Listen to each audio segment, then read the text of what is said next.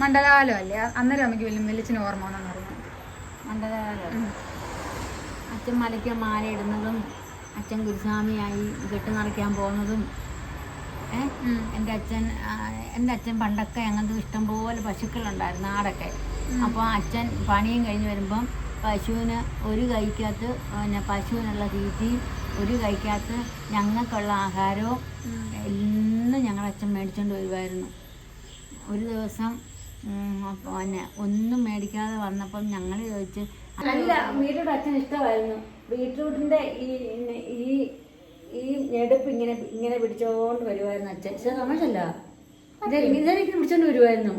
രണ്ടെണ്ണമൊക്കെ താഴെ പോയി മേടിച്ചിട്ട് ഇതെങ്ങനെ പിടിച്ചോണ്ട് വരുമായിരുന്നു. ഇങ്ങനെ അതൊരു രസം അച്ഛൻ ഇങ്ങനെ പിടിച്ചോണ്ട് വരല കോർത്ത്.